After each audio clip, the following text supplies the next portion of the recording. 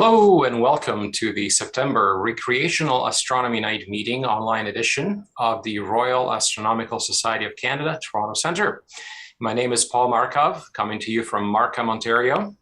And besides introducing the speakers, I'm always on the lookout for new speakers.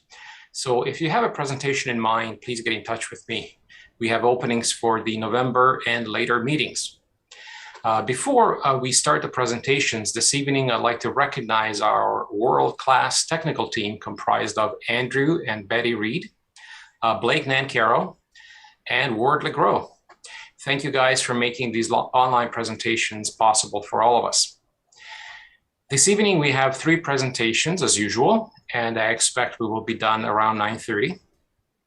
The speakers are as follows. Chris Vaughan is back presenting the sky this month. Then we're going to have Denis Grey doing a software review of a package called Occult Watcher version 4.0 plus. And then Ron Macnaughton is going to deliver part 2 of his Weighing the Earth 2.5 centuries ago presentation. And finally, our president, Tom Luton, will close the meeting with the announcements.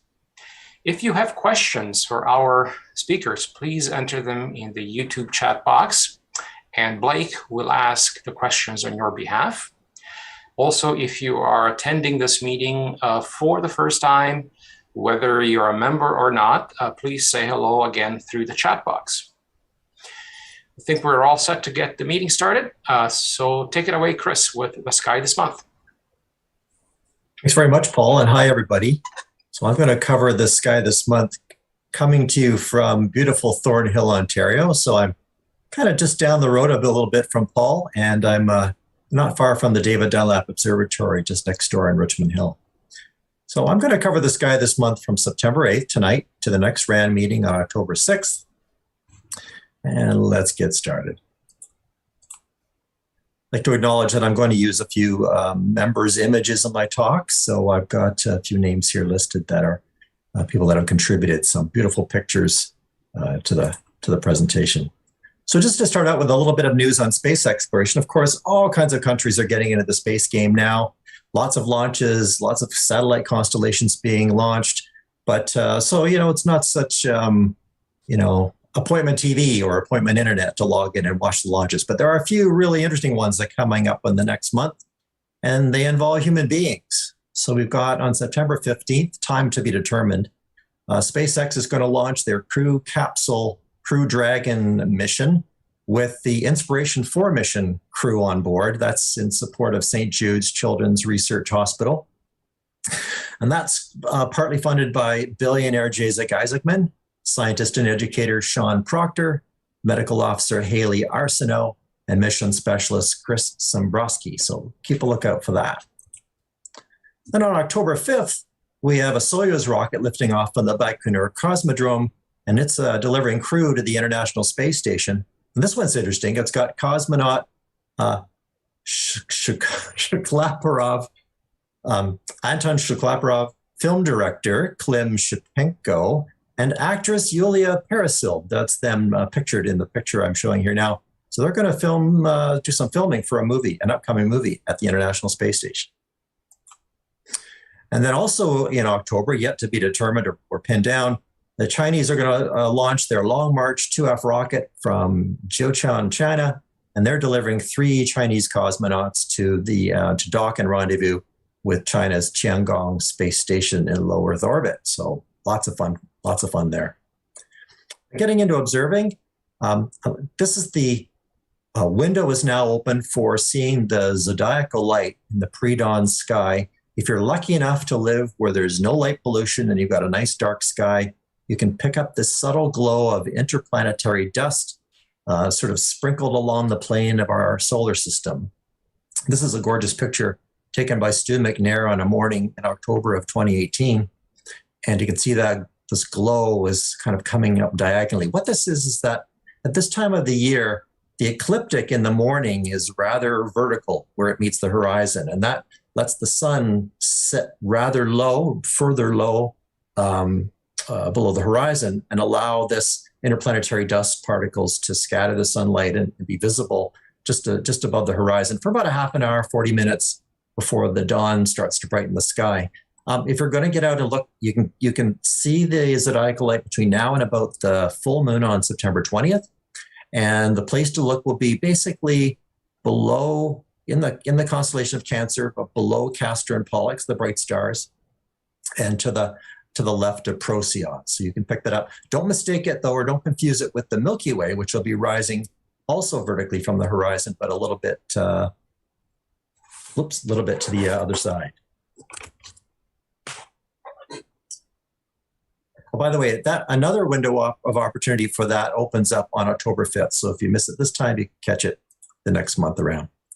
Don't forget the sun. So after quite a few years of quietude, this solar cycle 25 is just getting underway, and we've already been seeing a number of sunspots on a pretty regular basis. So those are great to observe if you've got a safely filtered telescope, or you make a pinhole projector, or grab those eclipse glasses that you may have kept from a previous visit to the Science Center's solar viewing day, and check them out. If the spots get large enough, then it's possible to see them with eclipse glasses without magnification. Of course, if you're wanting to use binoculars or telescope, you must have proper filters that'll keep your eyes safe.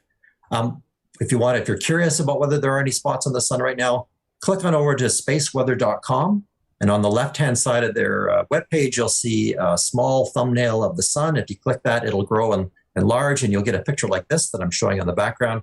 And this is showing basically yesterday's sun and several major sunspot groups that are visible right now. The sun rotates about once a month, so every day these spots will migrate a little bit across the sun's surface. So typically you've got 5 days or a little bit longer, 5 days to 7 days to see the spots when they appear from one edge and cross the sun to the other side. If you're interested in helping to track the impact of light pollution in our skies, you can participate by joining the globeatnight.org campaigns, which have folks go outside, look up during particular weeks of the month, and see how faint the stars you can see from your location, and then log in and report your observations. And the September focus is the constellation of Pegasus, and they provide you with a set of charts with varying degrees of light pollution. So if you're lucky enough to live in a magnitude 7 sky, then we're all going to find out where you are and come visit. But most of us are in these more limited star skies. So you see what you see with your own eyes, log in and let them know. And that helps produce maps of light pollution and track its changes over time.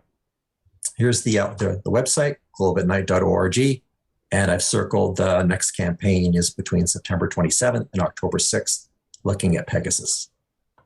In terms of sunrise and sunset, so obviously we're getting into that time of the year where the sunsets are arriving earlier. Tonight's sunset is at 7:39, and sunrise will be tomorrow morning around 6:50, which gives us a day length of about 13 hours, just under 13 hours.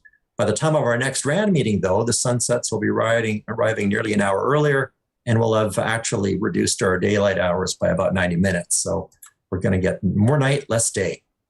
And in the interim, we've got the northern autumnal equinox on September 22nd. And this time of the year, when we get around the autumnal equinox, either equinox actually, we can look out for enhanced aurorae.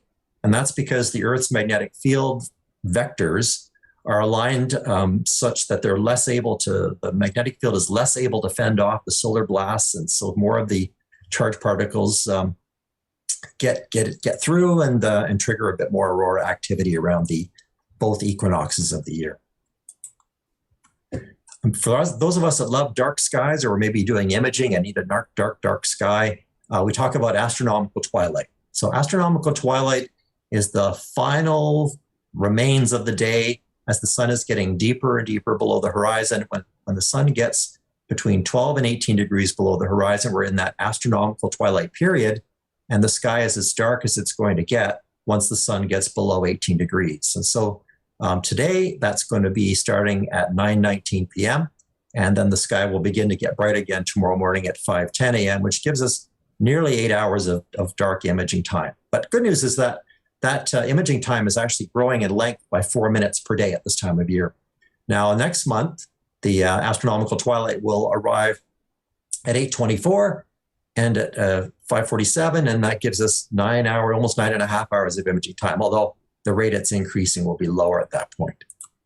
And that's to do with the balance between the day and the night, and how during the winter months we have less day and more night, sort of that kind of thing.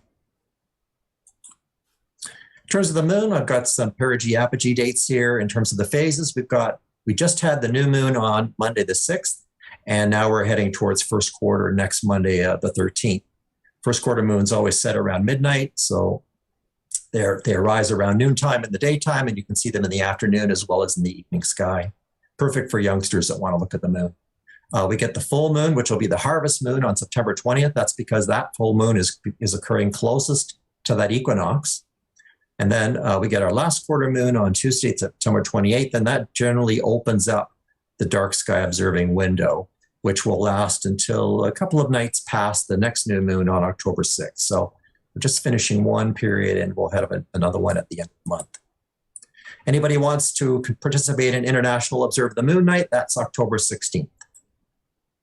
Now, a little bit about the harvest moon. So the harvest moon phenomenon happens because at this time of the year, the ecliptic is very shallow, and therefore so is the moon's orbit, which is this light line here. So that means is that as the moon is traveling along its orbit, it's actually doing a little bit more right to left motion than it is up to down motion, which normally the moon rises later each night because it's sort of traveling down and is delayed in rising. But at this time of the year, it's going more sideways than up down. And that means that over several nights, the moon tends to rise only about 20 minutes later each night. Here's a set of times surrounding this harvest moon time. You can see there's about 17, 18, 22-minute difference between each consecutive night. That means that if you have a regular schedule where you're walking the dog or you're coming home for work or school, you're basically going to maybe be noticing the moon there on a few different nights, consecutive nights, because it hasn't really moved on and moved out of the sky. Contrast that with the winter solstice full moon. They rise a full 62 minutes later each night, so it's completely the other end of the spectrum. And of course, those harvest moons lingering in the sky were also giving the farmers in the field the opportunity to work the fields later, so that's where the harvest moon came from. So here's a calendar of the month, starting with tonight's meeting here on the 8th and running to the next meeting on the 6th of October. And you can see we're just ending a dark sky period in a day or two. And then on Friday, you can be on the lookout for the crescent moon in the western sky and the earth shine. That's the sunlight reflecting off the shiny earth and partially illuminating the dark hemisphere of the moon, the unlit portion. You might get that on the 9th, 10th, 11th, in that range. Then we get into the period of the week where we've got the moon, the first quarter moon in the evening sky. So that's a great time to look at this Lunar X, which I'm going to talk about, the Straight Wall and the Alps and Apennine Mountains, which are great features to see even naked eye or with binoculars. And then towards later in that week, we've got the golden handle effect. There's that harvest moon on the 20th. That's a great time to look at lunar ray systems. So the rays that are the ejecta emanating out of craters like Tycho and Proclus and Copernicus. So those are great ones. And then here we go into the dark sky observing. So speaking of the Lunar X happens half a dozen times or so a year when the longitude of the sunlight arriving around first quarter is aligned enough that the sunlight illuminates preferentially the craters, the rims of several craters, Lacaille, Blanchinus, Purbach. And you can see that here's a photograph taken by Diaz-Bobillo showing the Lunar X feature. Now, the Lunar X will build up over an hour and a half or 2 hours, peak in intensity, and then as the sun rises higher, it starts to fill the light in around it, so that the feature will then dissipate over the following 90 minutes or 2 hours. So you've got roughly 3 or 4 hours to get a chance to see it. Now, the next one's happening on Monday the 13th. It's going to start forming around 5 p.m. Eastern time, which would be still quite bright daylight for those of us in Toronto. But if you've got a polarized filter or even a pair of 3D glasses from the movies that have polarized lenses in them, you can use those to darken the sky and enhance the contrast on the moon. So you could even take a look before it gets too dark. The peak of the X will happen around 7 p.m. It'll start getting a little bit dark by then. And then it'll last till about 9 o'clock. So the sky will be getting dark by about that time. And while you're at it, there's a lunar V that sits. So there's the Lunar X. It's about 24 degrees south of the moon's equator, right on the terminator here. Then you've got the lunar V, which is north of the lunar equator. And then I see an L. There's some people report seeing an L down by the South Pole. And there's kind of a backwards E that's visible in some circumstances. So there you've got a crater for the O, and you've got love plus the X. So give that a go. One great way of testing how the moon is going to look at any particular hour on any particular day of the year is to use the NASA Dialem page. So here's the URL.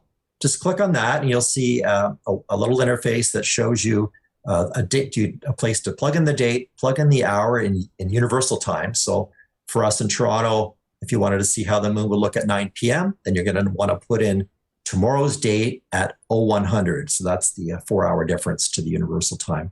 And then you can actually plug in different hours and see how the Lunar X forms or doesn't, or increases and decreases in intensity, just to confirm and match up with what you're seeing. So that's a great tool. In terms of what the planets are up to, here's a kind of a broad view of the horizon from southwest to southeast. Tonight's sky at around 8 o'clock. And here we've got, I don't know if you can see it too well, but the planet Mercury is just hovering above the western horizon. This is, Mercury's been up for another week or 10 days or so. And it's been a really poor apparition for us in the northern hemisphere. Folks in the southern hemisphere are getting their best view of Mercury for the year, where their ecliptic is almost vertical. So the Mercury is shining nicely in a dark sky. But for us, it's just sort of lurking above the southwestern horizon. And best chance to see it will come somewhere around the 13th, 14th of the month, when it'll be at its greatest angle from the sun. And then it'll start dropping back towards the sun again. And that'll end our view of it. Venus is hanging out too in the west. You can't have missed it. It's extremely bright. It's still fairly low in the sky, so you may need to walk around, step around a neighbor's house or building or some trees, but it's there. And it sets fairly early in the evening. If you do put your telescope on Venus, of course, make sure the sun has completely disappeared, but you should see a waning gibbous phase. So it's sort of a football shape right now in your telescope. And its disk is growing a little bit bigger every day because Venus is starting to move towards the Earth and in between the sun and the Earth. That's why its phase is waning and its disk is growing. Mars is not visible right now. It's too close to the sun. Good news, though, is it reaches solar conjunction on October 7th, 8th. And that sets the stage for next year's return to Mars at opposition, a great big Mars in the sky for next year, next December. Now, Jupiter and Saturn are over here in the southeastern sky. They're about as high as Venus is, around 8 o'clock. So one is rising, one is setting. Jupiter is very bright, magnitude minus 2.8. Now, because of the low height of the ecliptic at this time of the year, Jupiter and Saturn don't get more than about a third of the way up the sky. So it's not the greatest for telescope viewing, but do your best. And by the time we get into late evening, they're at their highest point, which will be your clearest views of them. In Jupiter, you could see the red spot every second or third night, and there are quite a few single shadow transits. Those are the 4 Galilean moons of Jupiter cast their shadows on Jupiter's disk, and you can see, whereas you can't see the moons very easily in an amateur telescope, you can certainly see the dark black shadows if your seeing conditions are good. Saturn is about 16 times fainter than Jupiter, and it's sitting about 1.5 fist diameters to the west of Saturn and kind of leading it across the sky every night. So both of those objects are visible all evening long and for a couple of hours after midnight, certainly.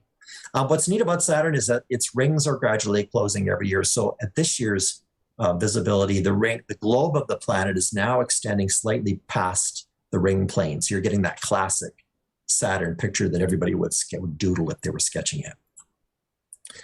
Uranus and Neptune are around. So Uranus rises in late evening in southern Aries. So it's way over here to the left of the scene, and best viewed around the middle of the night or in the hours of the morning. But it'll eventually migrate itself into our evening sky in the next month or two.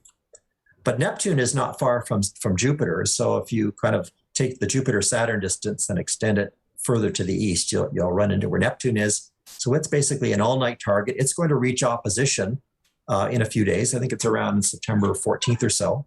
And opposition is the best time to see Neptune when it's at its biggest and brightest, albeit still dim and small, but it's its best conditions that you can expect.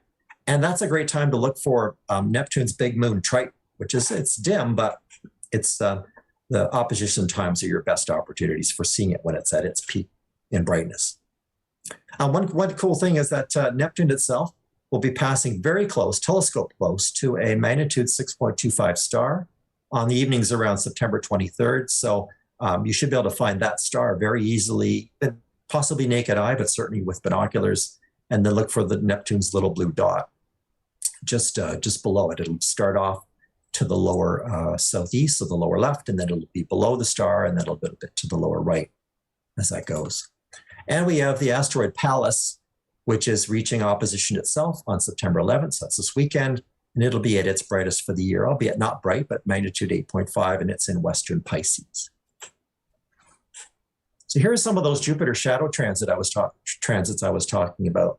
We've got Io shadow on the September 11th, which is Saturday night in late evening. We've got Europa shadow with the Great Red Spot on Sunday night in late evening as well. And then we've got the scene that I've got underlaid here. This is actually Jupiter, the Great Red Spot, and Callisto shadow, with Callisto off to the right here. And they're going to be on September 17th from dusk. So the shadow will already be transiting at dusk till about 11 p.m. Now, in some apps, around 8 o'clock, it shows that the shadow is actually in the center of the Great Red Spot. There'll be a little bit further to the left of the scene, but it looks like a pupil in the eye of the red spot. So Stellarium shows it that way. Sky Safari disagrees with it a little bit.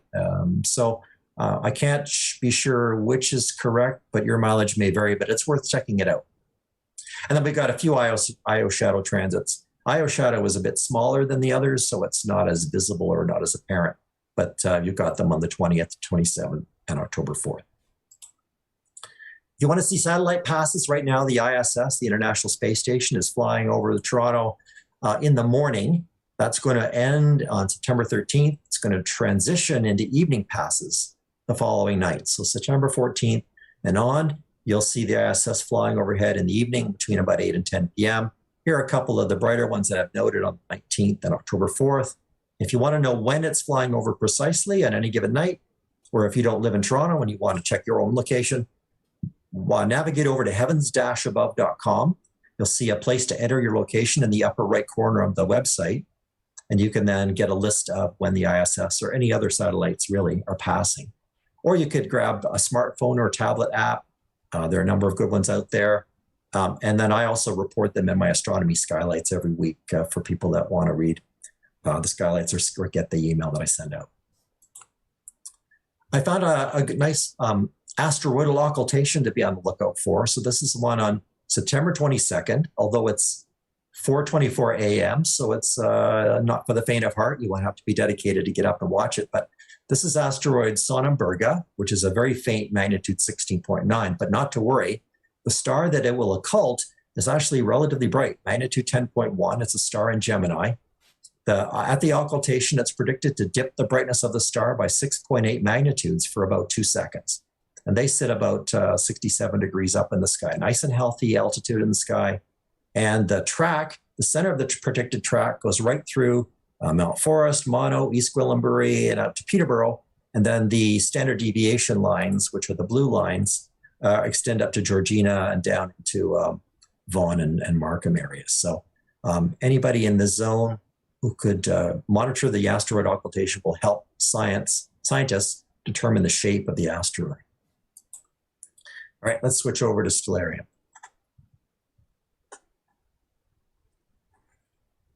So here I've got a view of the sky tonight at 8 p.m. So this is there's that Mercury tucked just above the horizon, and we've got the moon, crescent moon, freshly new after this week's new moon, sitting just above it.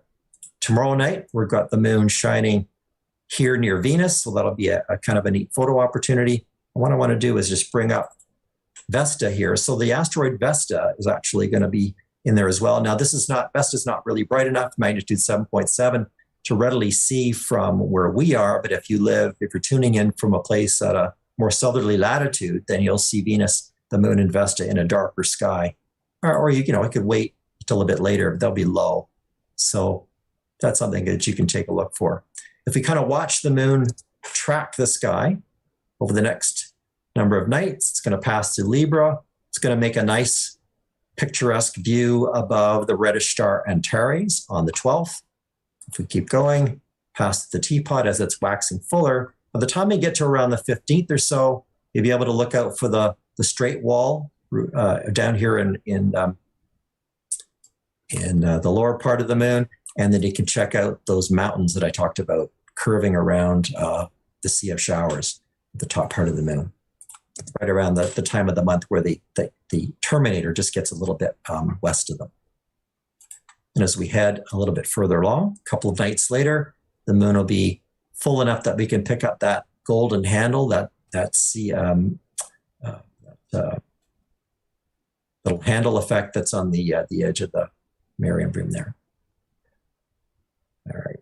Now, heading on a little bit further, we get the moon is going to pop past Neptune. Now, the moon does Neptune's no favor, so it's not a great time to be chasing after Neptune when the full moon is hanging out nearby. But it does give you an idea where Neptune is in the sky, so you can come back later and check that out. And we've got that full moon on the 20th. One of the neat things that's going to happen at this full moon is that we've got lunar libration. So the moon actually tilts, nods its head up and down and tilts left and right as it goes around the Earth. And that phenomenon we call libration. And at this full moon, the moon will actually be tipped a little down and a little bit to the west, which allows us to see features that are normally out of sight in the northeastern edge of the moon. So you can look for things like this dark stain of Mare Smithii. There's the Mare Marginis, which is up here. We've got the crater Hubble tucked in here, and a few things like that you can chase down when the moon is at that geometry for us. And just to finish up, a couple more days on, we get the moon jumping past Uranus. And then on the 25th, got this nice photo opportunity or binocular opportunity to head out late in the evening and look for the moon sitting below the Pleiades and above the Hyades of Taurus. So that'll be a cool one to look for. All right, let's switch over now and talk a bit about some observing. Let's move out here, some double stars. I'm going to head back. So the best time to look at things is when they're highest in the sky. Oops, let me just go to Voltaire here.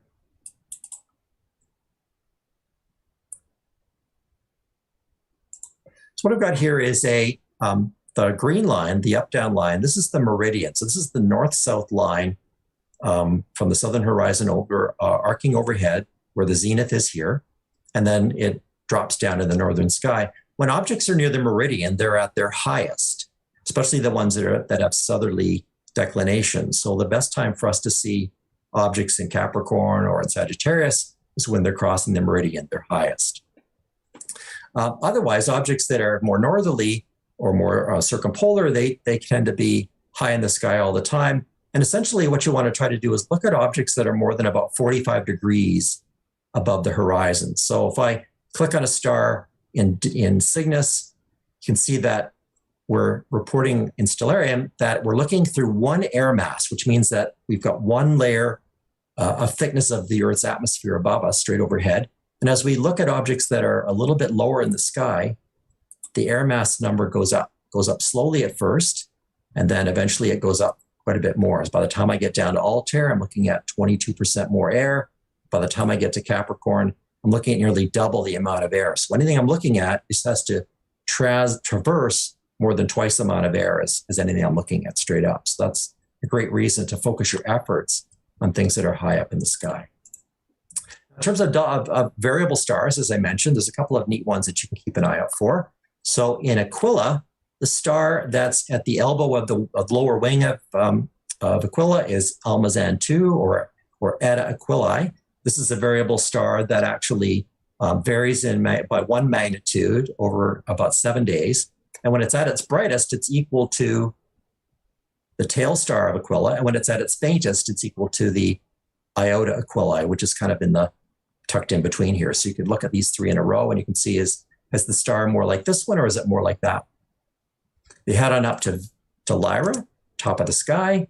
We've got our parallelogram in Lyra. The star Shelliac is also a variable star, so it varies by about a magnitude from 3.3 to 4.4 in 13 days. When it's at its brightest, it's equal to Siliphat, the other corner. And when it's at its faintest, it's equal to delta. So again, you can just glance and see which phase or which cycle is it at right now. And finally, to head on up to Cepheus, which is in the northern sky, we've got the Cepheid variable star Delta. Cepheid variable star Delta doubles in brightness about every 5 hours and 5 days and 9 hours. And when it's at its brightest, it's the same as Zeta. And when it's at its faintest, it's the same as Epsilon. So you can just look at this trio and see where it is in the cycle. Now, you may have seen in your RASC Observer's Handbook a reference to the minima of Algol. So Algol, the star Algol in Perseus, is an eclipsing binary system. And that means that every 2 days and 21 hours or so, a companion star blocks the light from the system and produces a drop in brightness that lasts a total of 10 hours. So it takes 5 hours to decrease and 5 hours to recover. And when it's at its normal brightness, Algol is the same as Almach, but when it's at its dim period, it's the same as Rho, or Gorgonea tertia, Rho Persei. So on the night of September 15th at 9:40 p.m., Algol will be at its minimum, and then 5 hours later, it'll be climbing the sky, nearly well overhead, and it'll have returned to its normal brightness. So that's one that you can check out. And again, you can just look through the Observer's Handbook and find, the trick is to find one that's either going to end at a decent time or begin at a decent time so that you're not kind of waiting all night for the change to happen. So my target zone for the month, I think, is certainly going to be Cygnus. So let's head on over to Cygnus and look at some of the best things to look at in Cygnus. Let's run this back into the evening time. About 9 o'clock is best. Get rid of my Meridian. So Cygnus is just loaded with all kinds of interesting things because it's traversing the Milky Way. You can see the dark lanes of the Milky Way run right along the long axis of the constellation. Let's start out with some really interesting things. Well, obviously, we've got Albireo as a favorite. So Albireo is the nose of the swan. In a telescope, Albireo will actually grow into a pair of stars, one golden and one blue, or yellow and blue, fairly without a lot of magnification. So that's really a crowd pleaser. There are lots of other really interesting ones here. Let me just bring up some binocular circles so you can get a sense of the scale of things. So I'm just going to bring this up to about 6 degrees. If you look at the area above Deneb and Saturn, you can see that there's a pair of bright stars. This is Omicron Cygni. So those would be visible with unaided eyes or binoculars. If you're looking at them, see if you can see that little star 30 Cygni tucked in close. Maybe you can pick that out if you've got good eyesight. Down here below that, we've got another fairly wide, easy pair of binary star, double star. We've got Omega. Omega 1 is also known as Rukba, and Omega 2 is this W2 Cygni star. Then we've got a star U Cygni. Let's bring that U Cygni up here. So U Cygni is back up near Omicron again. U Cygni consists of kind of a white or a pale star, maybe a bluish star, and a very reddish star. This is a carbon star. And U Cygni is part of the RASC double star observing program. So for that, you'll need a telescope, but it's not that difficult to split in a backyard telescope. So check that one out.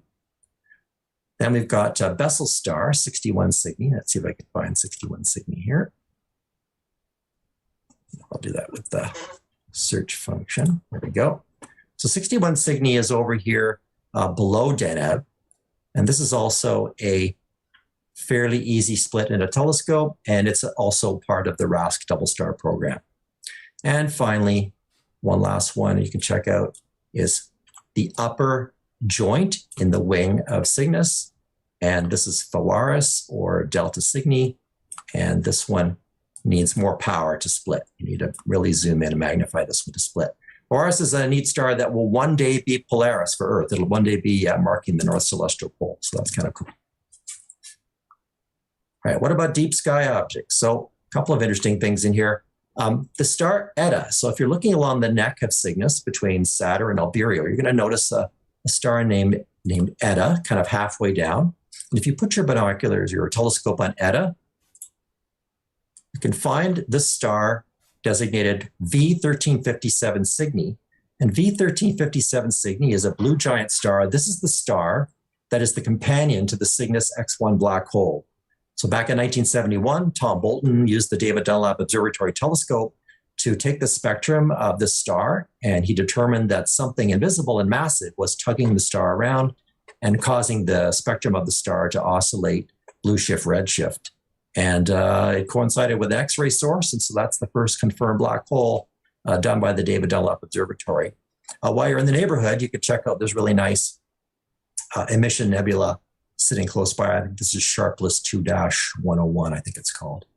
So that's something you can check out. In terms of other deep sky objects, we've also got, let's talk about asterisms for a second. So asterisms don't mind the moon, don't mind a little moonlight.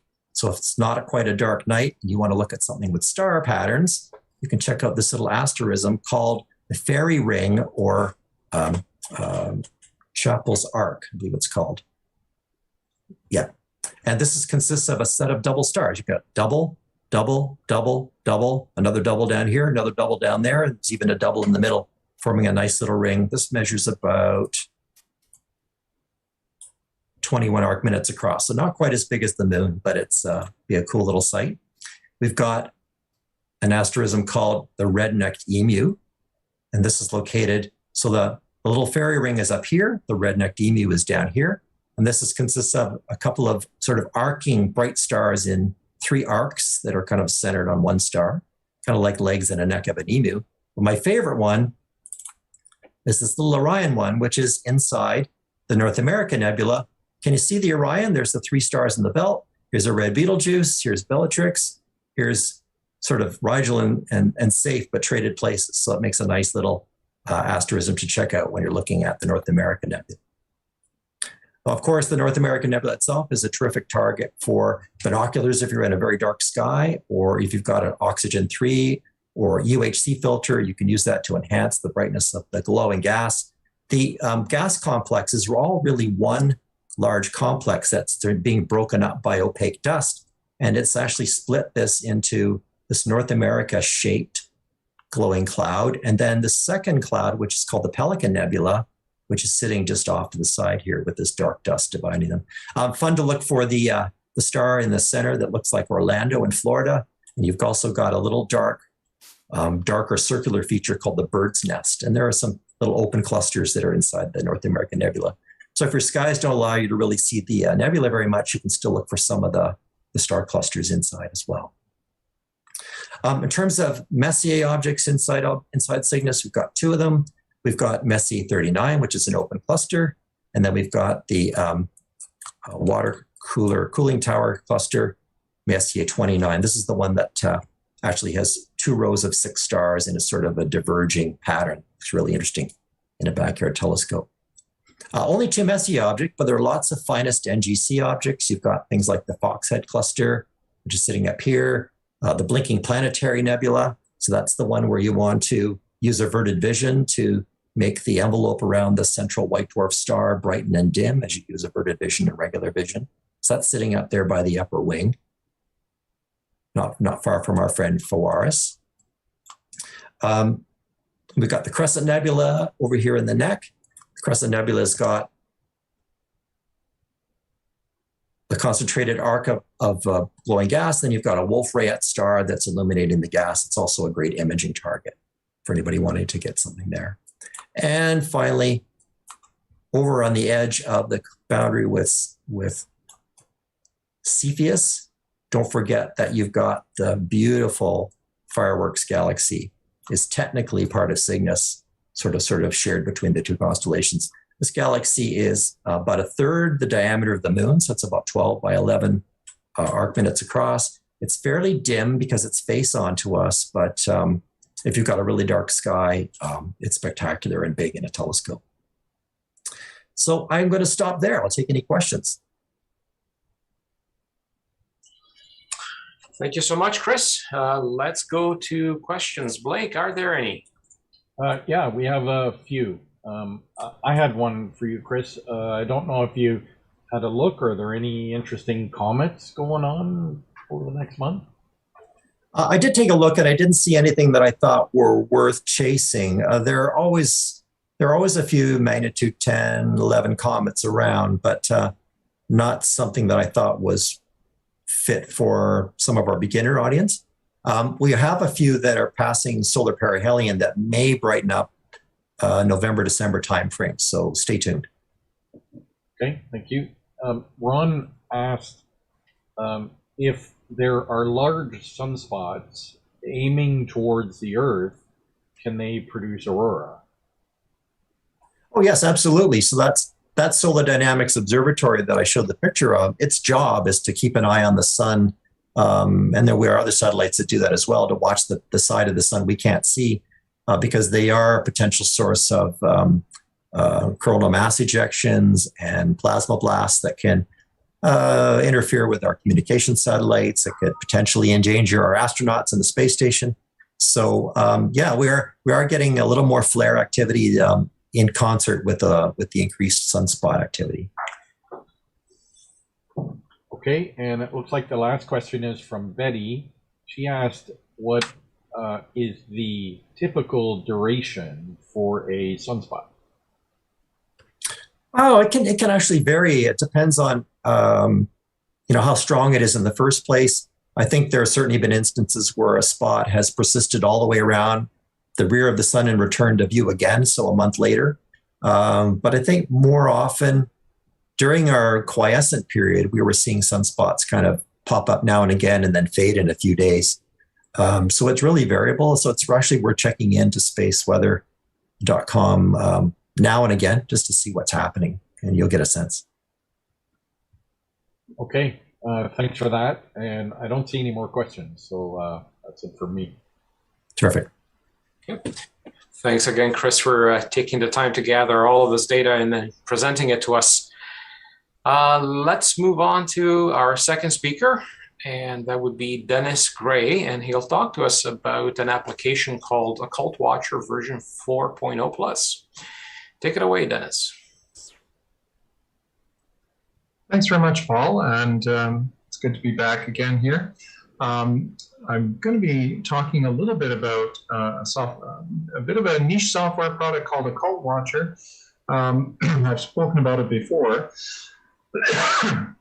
about 3 or 4 years back.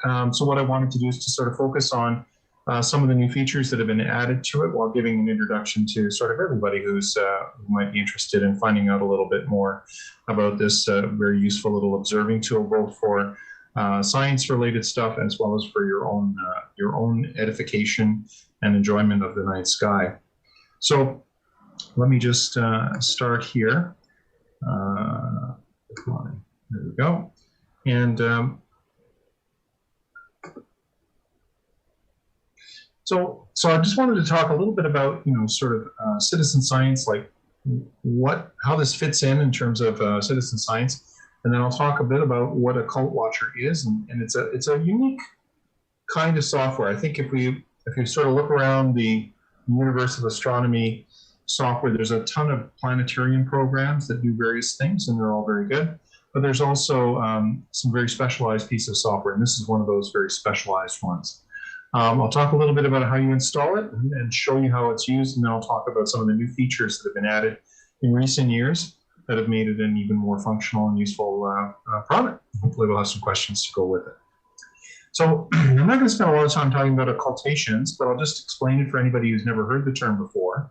So essentially, an occultation helps us to accurately measure the shape and size of an astronomical object, usually an asteroid. So essentially, we're working with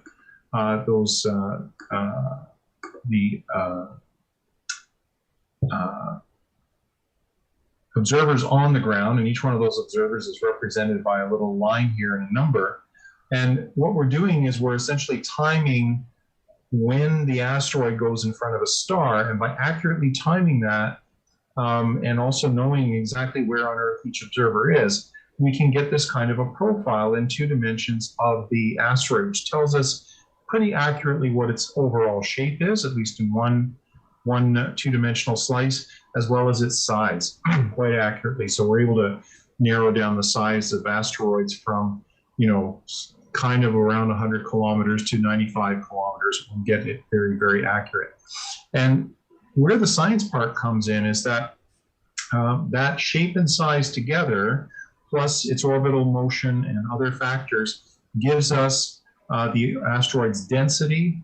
And when you combine it with its color and what kind of orbit it's in, this gives us lots of insight into its origins and where things have come from. So when you hear things like, oh, this asteroid might be a chunk of some other larger asteroid, or this may be related to a breakup event, 100 million years ago in the asteroid belt or something like that. This is where those assertions or those ideas are coming from, is knowing a lot about the individual makeup of individual asteroids. And when we look at sort of how that's all coming together, this is the map of the asteroid belt as we understand it today. And you can see various families of asteroids that have been grouped together through gravitational shepherding by large planets, and different families and different colors here represent different types of asteroids in different areas. So the citizen science that we're doing helps us to understand where these asteroids are coming from, and give us an insight into how they became locked in the positions they are in, and so on. So you're actually making, one of those small but measurable contributions to astronomy, and that's part of what makes hunting for occultations fun. So let's get on to the software here. So what are we talking about? What is Occult Watcher?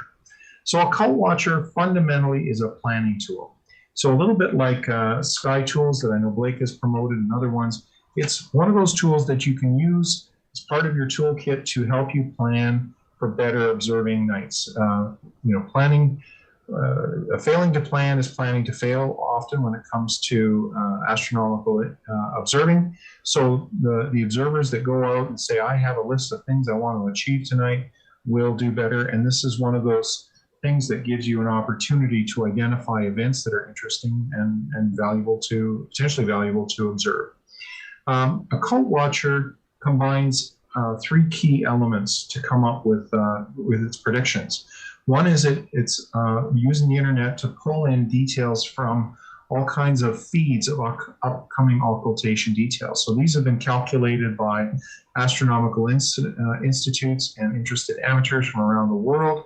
And they're using star catalogs and asteroid positions to predict exactly when a specific asteroid is expected to go in front of a specific star. Then we combine that information with your location, your specific latitude and longitude that you've done, and then we further combine that with what your observing horizon is and some of your observing preferences. So, for example, you can say, well, I'm not really interested in observing occultations after 2 in the morning. It's just too difficult for me. I need, with my location, I need them to be at least 20 or 30 degrees above the horizon. Have a reasonable chance of catching it. Or maybe I have a magnitude limit with my scope and my gear. I can only reasonably get down to 10th magnitude before it becomes hard for me to find the target star. So we put the software puts all of that information together and then gives you a customized list of what possible events you have available. And then from there, you're able to make your decisions about what you might try to observe and what you might not. I'll just mention, for the disappointment of Macintosh fans, that it's only available for Windows at this time. But I suppose if you have appropriate emulation software, you might be able to make it work for you. So sorry about that.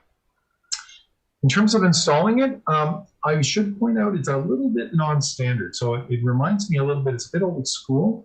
You need to download the software and put it in its own little folder on your C drive.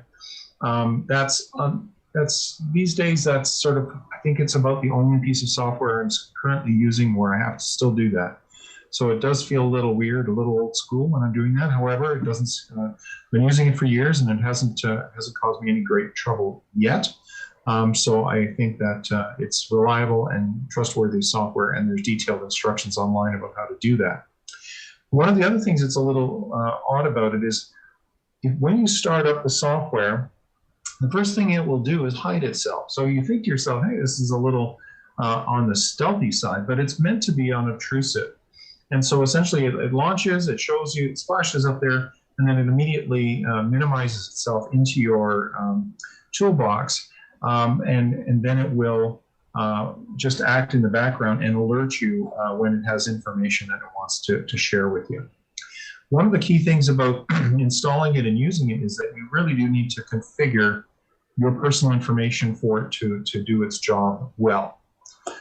Key things, obviously, you have to put in your location, and there's some preferences associated with that. Event filters, I mentioned a couple of these, but these are the things that say, out of all of the events that are possible across North America, what are the limits of what you're interested in trying to observe? So the horizon is one, limiting magnitude is another. The 1 sigma distance is, the 1 sigma represents sort of the most likely location where the asteroid's shadow will fall on Earth.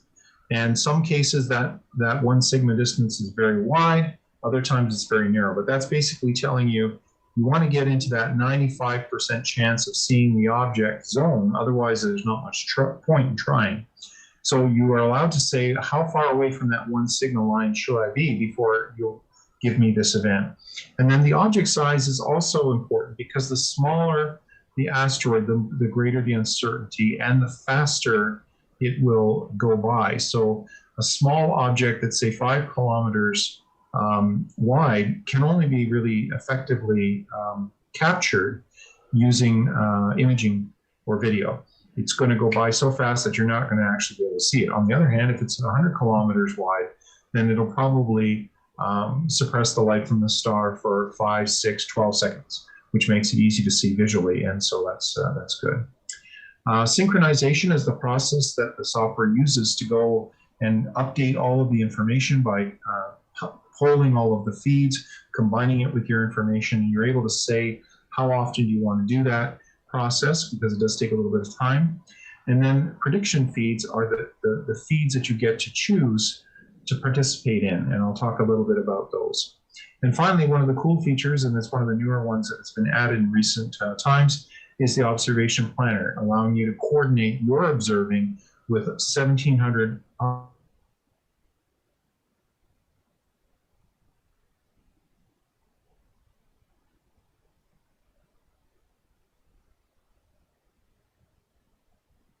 other users of Occult Watcher. And lost them? Good. Thank you. So synchronization can be scheduled. You can also do it on demand, and just by punching a button, and you can update your synchronization. And one of the things that's really important to understand about Occult Watcher when we look at it is the notion of uncertainty or error bars. So for those of you who haven't taken that first year statistics course in a long time, so essentially you can think of the exact location of the asteroid is somewhere along a normal curve. And in this case here, we're showing there's a 68% possibility that the asteroid is going to be here in the sweet spot in the middle, but there's these tailing zones here that also the asteroid could be there. And the uncertainty can come from inaccurate astrometry. So in other words, exactly where is the star that's being occulted, and sometimes there's uncertainty about exactly where the star is. And then there's also uncertainty about exactly where the object is, particularly for comets. So comets have a little bit of their own propulsion, so they're always moving around a little bit. But the bigger and better known the asteroid is, the more accurate the star catalog is, the smaller these error bars will be. So enough preamble. Let's take a little look at the software here. And we'll give you a quick highlight and tour of some of the features and so forth. So this is my copy of Occult Watcher here. I've maximized it in this case, so I'm able to see it. Normally it's living down in my, oops, that was a mistake. It's living down here in my toolbar somewhere. All right, I'm going to get it back somehow here. Oh dear, that was crazy.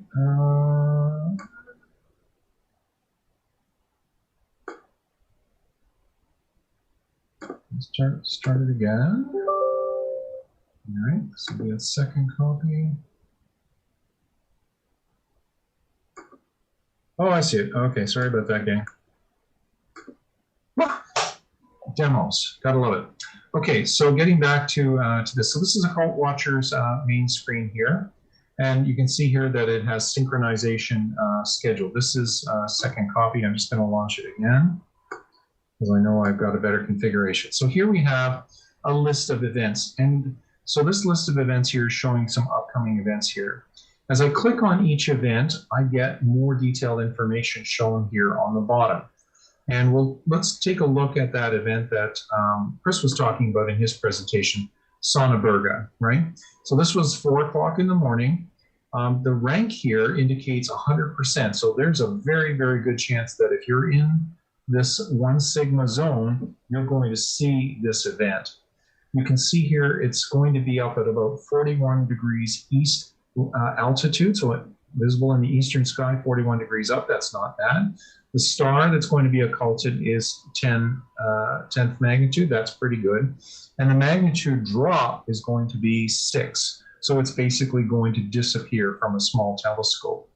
So you can see here all of these additional details. And one handy feature here is you can say, oh, well, 10th magnitude's good, but I'm going to be fighting a full moon at that time. So there will be a lot of sky glow from the moon, even though it's fairly far away.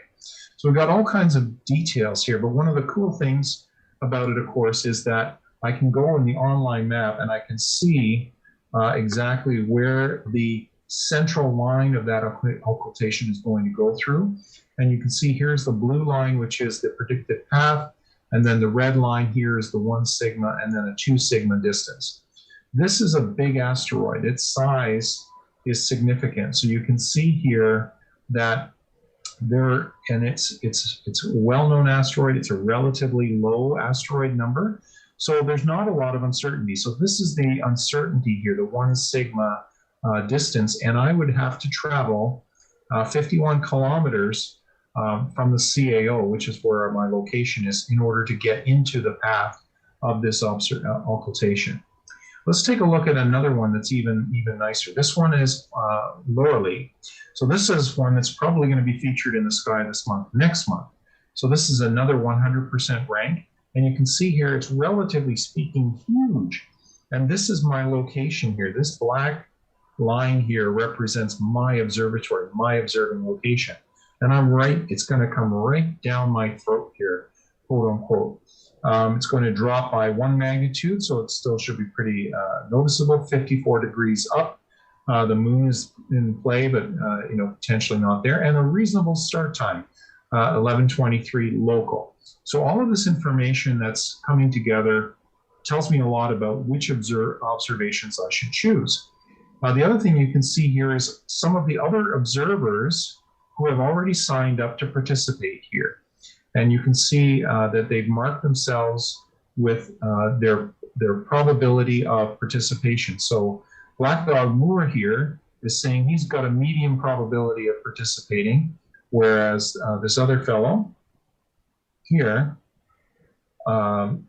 Olaf, he's saying I'm either low probability or inexperienced.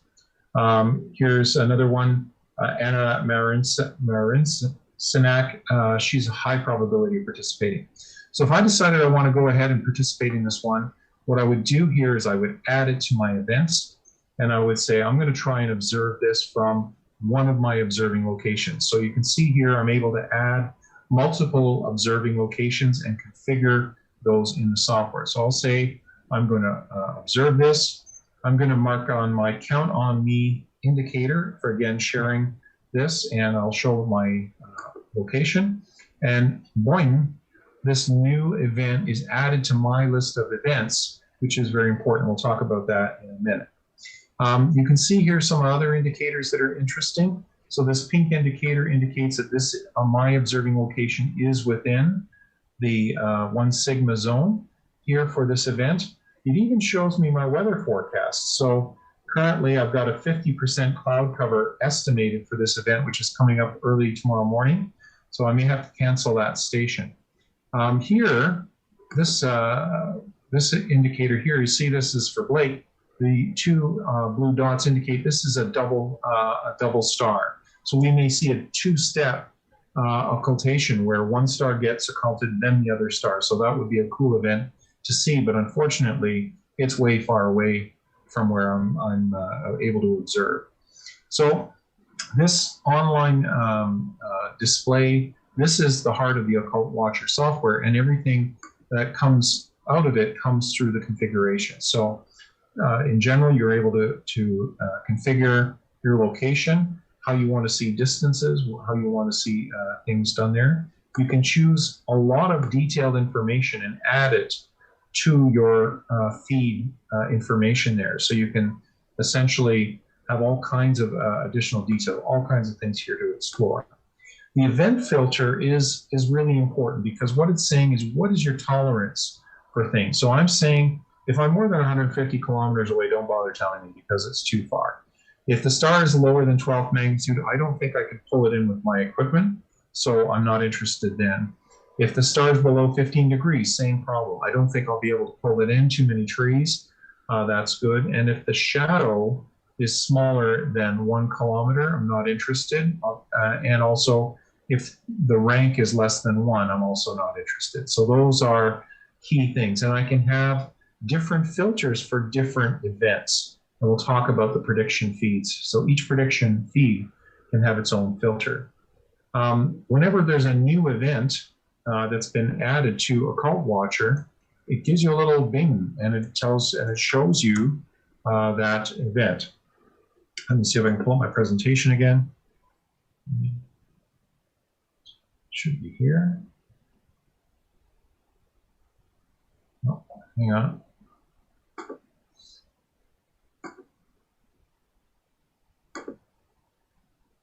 Okay, I'm gonna try and do that. But so again, it will highlight new events. So if I have a new event that's not been on the schedule before, it'll be highlighted with black background and white text. So it immediately draws my attention to it so I can check the settings on that one. Now the prediction feeds are really kind of cool here because this is where you see all the different things that are going on around the world. So the main feed here is what's called the higher probability events. These are quality ones sponsored by IOTA, the organization, and it gives you a feed of these things. You can also subscribe for what they call lower magnitude events. So this is combined magnitudes up to 12.9. So again, these are dim. I don't think I can get them. So I've opted out of it. I've also opted out of the trans-Tasman lower magnitude events, which are basically events that are not only hard to see, but they're in Australia, which causes some difficulties. These ones are particularly cool, though, the trans-Neptunian object events. So there's an observatory has a working group with all of these collaborators here that are looking for occultations of trans-Neptunian objects. We don't know that much about those objects. They're very difficult to see, but if they ever occult a star, we'll learn a lot about their relative size, whether they have atmospheres, all kinds of stuff. So there's that feed, plus another one here, which is a similar project in collaboration here. There's a UK feed, an Italian feed, Middle Eastern, and so forth. So I've chosen some of the ones that look promising to me, and the Occultation Occult Watcher software goes through each one of the feeds that I've picked to see if there's any events coming over Toronto that I could get involved with and participate in. And then just in terms of the observation planning, you create a little account on their system, tie it into your software, and then you're able to see all of the stations and all of the participants that are involved with it, and set up your account and your statistics here. So that's the basics of configuration, but a very good cloudy night project to go through and optimize some of those things. I should mention there's also add-ins that are included with the software. So there's a process where the author of the software has made an open interface with this software to allow people to include additional things. So there's a reporting module. So if you get into if you don't want to just look at the occultation and go, wow, that was cool, You can also report it scientifically to the IOTA organization, and C2A, which is computer-aided astronomy. It's a planetarium program which will tie the location of an event into a planetarium program so you can check it out. There's also excellent help resources. There's participation, the choice of languages, and it updates itself automatically up to version 5 right now. So you can see it's going through the process now of doing its synchronization process, and if anything has changed since the last time I did a synchronization, you'll get a message during this presentation in real time. One of the things that can happen is, as we're moving towards an event date, you'll notice the last date updated here. So some of these events haven't been updated recently. So I would expect that some of these ones from late August might get an update because either better astrometry or better information on the star, basically the same thing, but essentially they will enhance these feeds, which will then change the parameters and give you a new potential location that you might want to go towards. So I've enjoyed working with this software. It gives me another observing target to go after when I'm planning my observing runs. And there's that chance again that you might be able to do a little bit of citizen science along the way. So that's a little bit about Occult Watcher, and I'm just going to get my presentation going again. Okay, and just pardon me while I catch up. So first of all, this is an example of what we're trying to achieve here. So you can see here, essentially you put your telescope in place, you find the right star, usually by looking for the little arrow that you'll see in the sky. And then once you've identified that, you can see that star blinking out as the asteroid goes into play. So we talked about the prediction feed. So I didn't mention so much that when I first started using Occult Watcher, we just basically have 2 feeds, and they've been adding more and more. The trans-Neptunian objects we talked about, but there are also feeds now for comets. So comets can occult stars as well, and they're generally very fuzzy objects with a low probability of hitting the actual core of a comet. But if you happen to be able to observe a comet and catch the comet's occulting a star, you could actually come up with an accurate measurement for the size of the comet's core, which would be a pretty cool thing. The special observing campaigns, we talked a little bit about that as well. The other thing that's really kind of cool is there's a mobile app now. So OW Mobile is the name of the app. And what it does is it works with that account that I mentioned earlier and syncs with your subscribed events. So essentially, this one here is a snapshot of my upcoming events here. It shows me a lot of information about the upcoming event, when it is, the star's magnitude, the expected duration, the magnitude drop, and it gives me all of the events in local time, which is really, really nice. So I'm able to see what's happening here. And this is the one that we were just looking at, a 2-second occultation dropping significantly. When you click on the event, it actually gives you a little mini view of the details. So you're able to see where you are relative to other observers. You can check their setup and see everybody who's participating. You can sort of swipe left here and see everybody else who's participating in it. You can see here a lot of asteroid occultations can span the globe. So you may be participating with people from Europe or Australia or South America, depending on which way the cord is going across the screen. One of the things that's nice about this, obviously, is you can work with Occult Watcher without necessarily having to use your laptop, which can sometimes be a trouble. And if weather is threatening or whatever, you're able to cancel your feed so that other observers can plan around it. And this is an important consideration. So you see here we've got 3 stations all bunched together. So it would be nicer to get another station over here. So if you're planning and you have wheels and you're able to go to a different station, then this information allows you to plan accordingly and to take advantage of where other observers who are participating plan to be.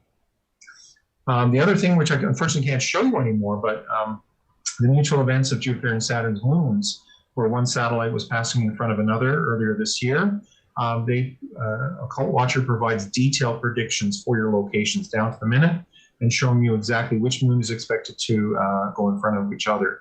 Unfortunately, we have to wait another 6 years for Jupiter's occultation season to resume, but it works for Saturn and Uranus as well. And we talked a little bit about the cometary and trans-Neptunian objects feeds. One of the things that's kind of interesting about these is you'll notice they're much less precise than the asteroid feeds. We actually know a fair bit about the asteroid belt in terms of sizes of things and their relative locations and so on. But for trans-Neptunian objects, because they're so much further out and fainter and so on, it's essentially anywhere on Earth. Sometimes 12,000 kilometers is the 1 sigma range. So essentially anybody might get lucky and actually be able to observe that occultation. And any hit that we get would give us some more precise information on these objects than we've ever had. The only trouble, of course, is that their magnitudes are very difficult to deal with. There's also, in addition to the 2 add-ins I mentioned, there's also another one for lunar occultations. Now, lunar occultations is another branch of occultation science, which is the ability to sort of observe stars going on the lunar limb and obtaining additional information about the lunar limb that way. Now, in this day of detailed mapping of the moon, it's much less of an issue, much less scientifically valuable, but still very interesting to see a star skirting the northern hemisphere, the south pole of the moon, and going in and out of craters and mountain ranges and so forth. So this will allow you to plan for those, and that add-in is available to integrate with Occult Watcher for you.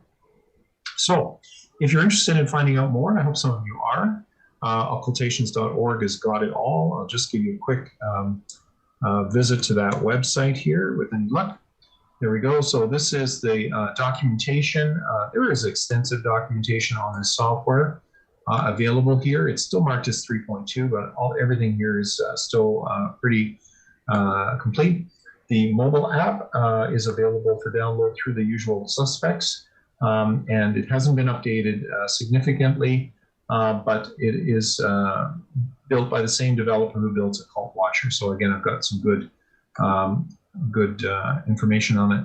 And again, occultation.org is an excellent source of information, all kinds of documents, how to do it, blogs, and there's very helpful and enthusiastic group that's ready to welcome you into that little observing community and give you an opportunity to observe these interesting astronomical events as they come about. So with that, I'm just going to declare victory at this point and throw it back to you, Paul, in case there's any questions. Great. Thank you so much, Dennis. Looks like a fabulous application. Blake, do we have any questions for Dennis? I've been watching the chat, and unless I missed something, I don't think I see any questions from the YouTube crowd. I'll keep an eye on that. But I have a couple of questions, if I may. I myself have been using the Occult Watcher software for some time. I was interested in observing asteroid occultations. I tried a few. I sort of threw in the towel after a few failed attempts or technological issues. But one of the things that caught my eye was what you mentioned, the Lunar Occultations plugin. Mm-hmm. Now, the last time I checked, I did not see that the feed for the Lunar Occultations was being updated on a regular basis. Now, that's sadly due to the late Brad Timerson passing away. He was the one that prepared these files for the Lunar Occultation plugin to work. But I saw something recently on the groups.io that some people were interested in that. So that's a long build-up. But my question to you is, have you heard in the community if that has been resumed, if people are preparing the lunar occultation feeds? Yeah, I believe what they're doing is they're taking a different approach to it. So the under the add-ins here, the Lunar Occultations is an add-in now, which uses the occult software, right? So what you're doing is you're installing another piece of software, Occult 4, which is done by David Harold in Australia. And what you're doing here is essentially creating your own feed based on your information. Wow. And that's where I believe it's coming from. So this will show up, and you will be able to use that. But you need to do additional configuration and additional software to get that to work. So that's a little different than what Brad Timerson was doing before, I believe. But I haven't tried this myself, so I offer this information without warranty. So yeah, thanks. I sort of learned that process, how to use Occult to produce my own sort of displays. That's what I've been doing lately, but I've not been successful at getting my personal feed to go into Occult Watcher. So I'll have another look at it though, see if I can get that to work. Sure. And another question that I had for you is, I had heard on the groups.io again that there were some things that were moving to the cloud. Is the author putting some of the computing capabilities or other things like that on a cloud service? Do you know about that? I haven't heard the latest, but it wouldn't surprise me, because Bristow seems to be a really, really skilled programmer. The kind of computational magic that's going on behind the scenes here is pretty impressive to me. And I know that these days a lot of these kind of computational things can be done with things like Azure functions in the cloud and so forth. So I wouldn't be surprised if he isn't moving away from, this is like a classic .NET application in C#. So I think, this technology that is based on is about 10 years old. So I would not be surprised if he wouldn't be moving it towards the cloud, which would also open it up for users of all different kinds of computers, including Macs and so forth. So yeah, that'd be good if he could help out the Mac and Linux user communities. Yeah. So I had to look again. No other questions in the chat. So thank you, Dennis. Okay, thanks a lot, Blake. Appreciate the questions. All right, thanks again, Dennis, for bringing this back into the spotlight. It's good to do a presentation update like that once in a while, because there's a tendency to forget, especially after 3-4 years. Let's move on to our next speaker, and that's Ron Macnaughton, and he'll do part 2 of Weighing the Earth 2.5 centuries ago. Go ahead, Ron. Hello, everybody. Last month, I talked about the astronomical observations for weighing the Earth, and there's a whole bunch more things to go. And I'm going to go a brief review for the people that missed last month's meeting. Newton did see an apple fall and was stimulated to think about the moon and how it went around the Earth from that. And with relatively little evidence, he proposed the universal law of gravitation in his book Principia, that there's a force between any two masses, and it's proportional to the product of the masses divided by the square of the distance between them. One corollary of that is, if you have two objects like the Earth and Jupiter with a satellite, from the periods of the satellites and the distance, you can work out how much one is heavier than another. So this diagram's to scale, by the way, with planets and distances.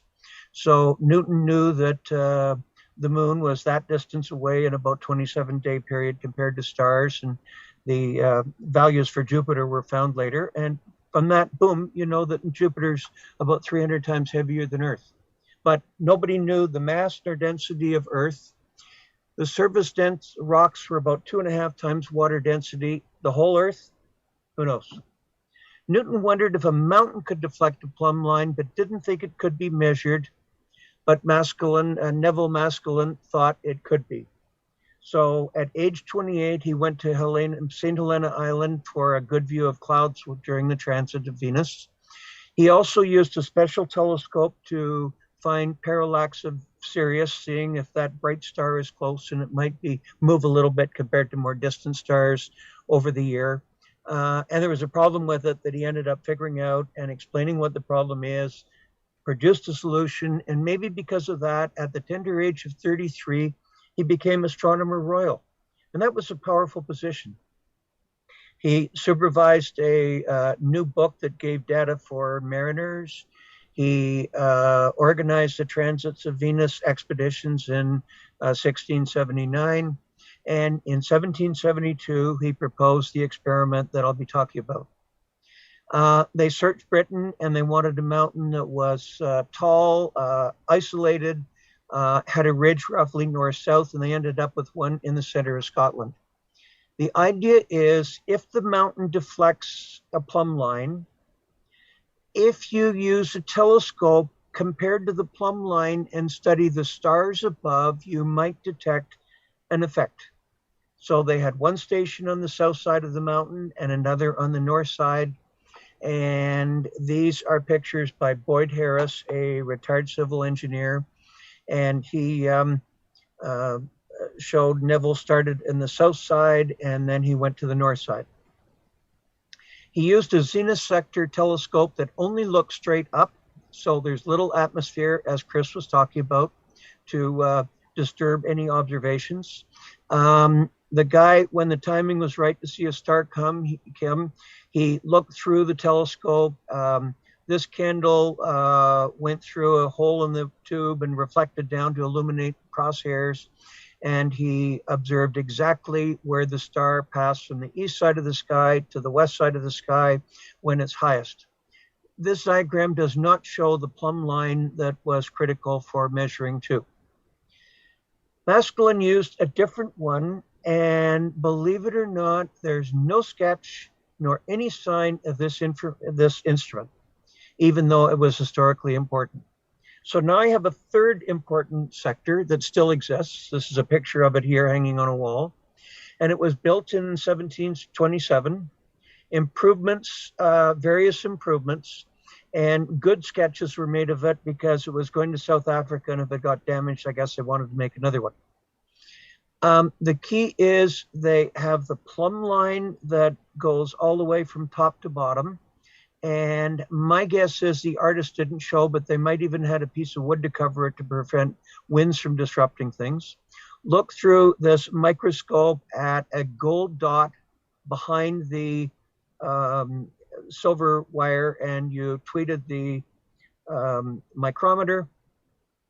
And then you look through the optical, the eyepiece, and you measured how many twists of the micrometer were needed to get it to exactly where the star was.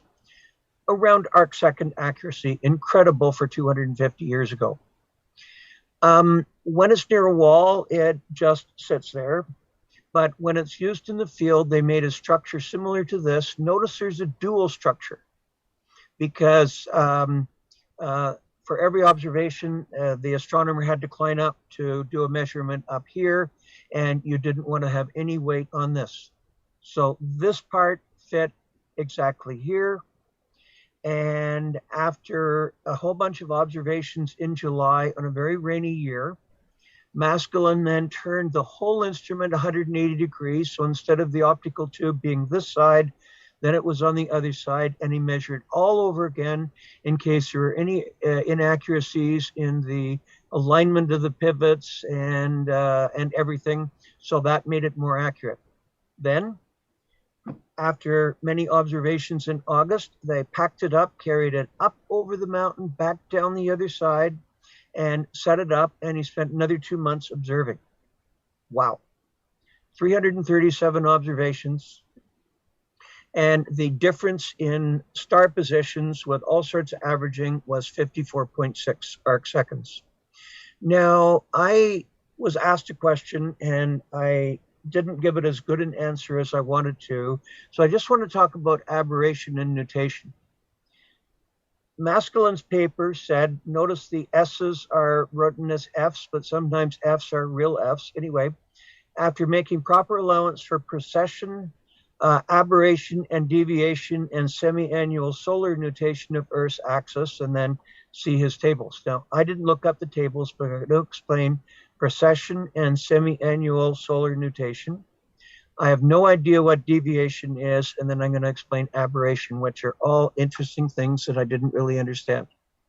Spinning tops, when they start tilting, they tend to go around in a circle with the bottom on the ground.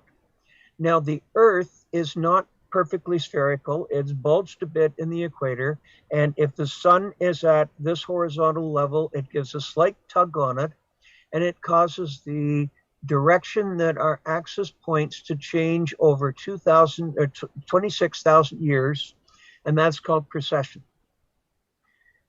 There's also a smaller cycle with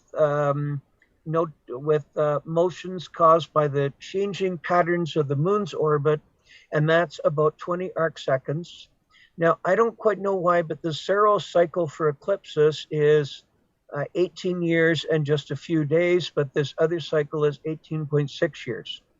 Now, there's one more cycle, the semi-annual, and that is the sun moves faster in January, or the Earth moves faster in January than it does in July, and that different speed has a tiny effect, and that was also adjusted.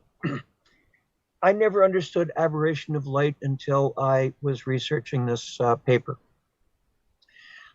If someone's standing in a calm day when it rains, the rain goes straight down. So the umbrella works. But if somebody is walking or running, the rain seems to come toward them.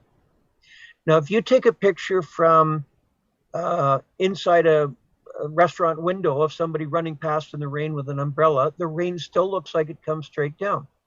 But if you have a camera that moves with the runner or the fast walker, you'll see that the rain tilts a little bit. And that might be if you're making a movie at the end of a romantic comedy where there's the compulsory chase scene, and et cetera, et cetera. Now, aberration is caused because the Earth moves at about 30 kilometers a second. And James Bradley used the instrument that I showed pictures of to figure this out. And he knew it moved 30 kilometers a second. And he measured an angle of 20 arc seconds where a star that is perpendicular to the solar plane, and that would be about halfway between Vega and Polaris, and it would seem to make a circle along with the other stars in the area that was picked up by the instrument. From that, he was able to work out that the speed of light was about 300,000 kilometers a second, and he was quite accurate. So this was very important for Maskelyne to do because he started in early July, and it was about a third of the Earth's orbit to the end of October for his finished observations, and definitely this would affect the result. And supposedly he corrected for everything. Okay, now the surveying. Theodolites are instruments, or I've heard them also called construction transits, where you can change the angle and accurately measure after leveling it, and you can also change the elevation and accurately measure that. For distance, they used Gunter's chain plus something else I'll explain later. I want to go back to the first estimate of the size of the Earth by Eratosthenes, and he supposedly, his book was lost, but somebody else talked about it. There was a well in South Egypt that was light shone straight into on solstice day. And in Alexandria, there was a 7.2 degree angle. And doing some multiplication, he figured out what the circumference and eventually the radius of the Earth was. But I'm interested in how he found 5,000 stadia. They had professional pacers that actually could get distances within a percent of modern measured values on the distance on a road. Maybe he had a professional pacer measure it, or he worked in a library in Alexandria, and maybe he could gain documents of all the surveys of the whole Nile Valley, which must have been well surveyed to get that. But my point is that any astronomical measurement of distance has to go back to some human scale measurement by some way.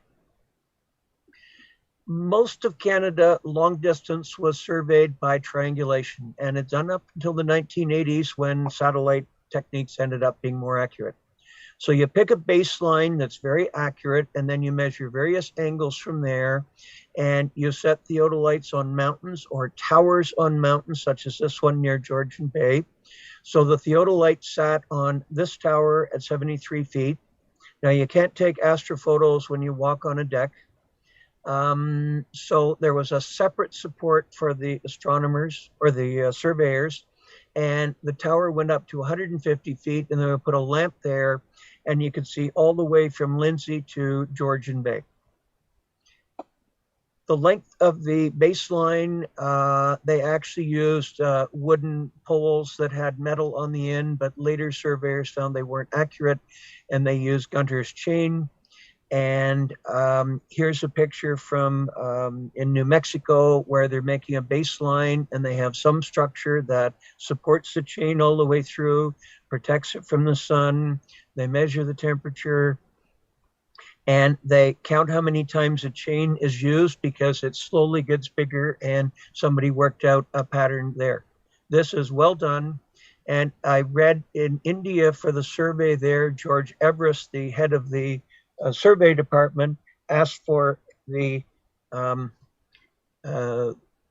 lengths to be done by 3 different groups that didn't talk to each other to be more accurate with it, because the whole thing depends on accuracy. What about bearing? Well, Polaris goes in a circle around the North Celestial Pole, and now it's 44 arc minutes or 3/4 of a degree, but back then it was almost 2 degrees, and this is the precession effect over 26,000 years. And there are books with tables for each year that give the timing and distance they are in east or above or left or west or whatever. And here's an example of a survey done about 5 kilometers from our cottage at Christmas Day in 1861 that my brother Peter discovered. And at 14 minutes to 1, they have the different angles and all the formulas and everything there. So you have your baseline. Then from each, they start measuring angles to different spots. And you get a series of triangles, and you end up with a survey all the way around. And the 2 observing sites were this red dot and that red dot. Then you wanted the size of the mountain for the calculation. So they used the altitude structure, and they ended up using 2 theodolites. So one would be here, and it would measure the angles, and there would be some signal to tell somebody carrying a pole to move left or right, etc. And then there'd be another theodolite that would then measure the bearing to there, and you're able with those 2 measurements to quickly find lines, and that's why they're all lines through there. I'm just trying to show you the background here of the incredible amount of information that was measured and had to be processed by Charles Sutton, a mathematician. And remember, each multiplication required hand conversions to logarithms, and then add the logarithms, and then anti-logs, and just the hours that he had to spend just calculating. He found the north-south distance was 4,364 feet from all these stations. Now, there was an argument about the shape of the Earth in the early 1700s. Some felt the polar axis was bigger, so it was shaped like a rugby ball. And other people thought probably the equator bulged out, including Newton, and I've grossly exaggerated the amount of bulge. So they sent a group to Lapland, and in a few months, they measured the length of a degree of latitude. They sent another group to Peru, and that was a yellow picture I showed you. And it took them a few years to measure a year of latitude. But there's a pattern that latitude gets longer as you get closer to the poles. And somebody worked out a formula, and they used that formula to say at the latitude of Schiehallion, or the town of Pitlochry that's nearby, 101.64 feet is 1 arc second. So you divided the distance by that, and you got 42.94 arc seconds of latitude. And then the second big step in the calculation, you take your astronomy angle, subtract that, And I don't get 11.6, but that's what Maskelyne got.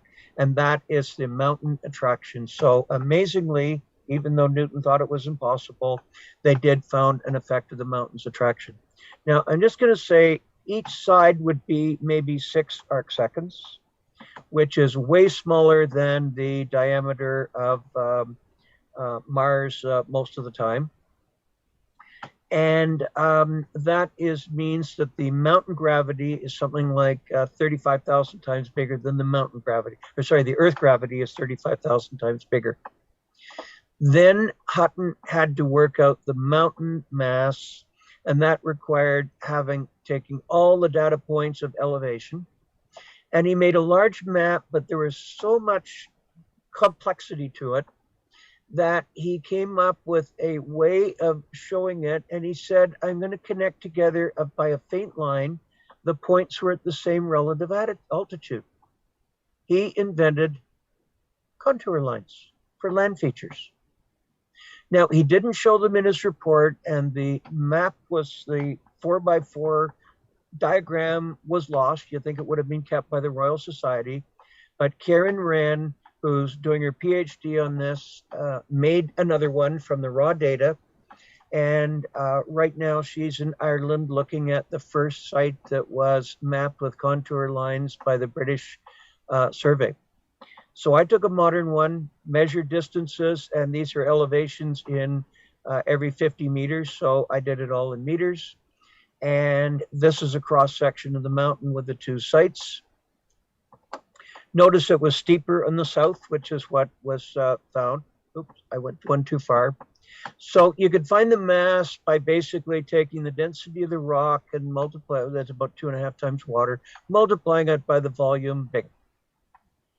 But what Hutton also had to do is calculate for not only the mass, but for each part, divide it by the distance. Remember, the gravitational force depends on 1 over the square of the distance.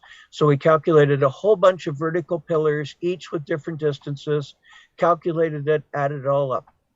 So Earth's gravity is 35,000 times stronger than mountain gravity. So this is the crunch calculation. The Earth gravity is proportional to the Earth volume. Remember, they knew the size of the Earth, times the mean density, that what they're trying to find, divided by the Earth radius. And the mountain gravity is just the sum of all the mass divided by the distances to the 2 stations. And from the ratio, Hutton was able to calculate the mean density of the Earth. And the results were, he found it was about 4.5 times water's density. Among other things, that meant that whatever is deep inside the Earth must be denser than the rocks on top. So this experiment said something about it. And Halley of Comet fame thought that maybe the Earth was hollow inside and it was just a shell that held together. Unfortunately, later experiments showed his result was 18% low. The accepted value is 5.5. Now, Newton, in his Principia, the English version, I have no idea if he said this in the Latin ones before. He said, however, the planets had been formed while they were yet in fluid masses. All the heavier matter subsided to the center. And my understanding, that's the current model for planet formations. They started as liquids. And it is probably that the quantity of the whole matter in the Earth may be 5 or 6 times greater than if it consisted all of water. In other words, the average of his value was more accurate than this experiment.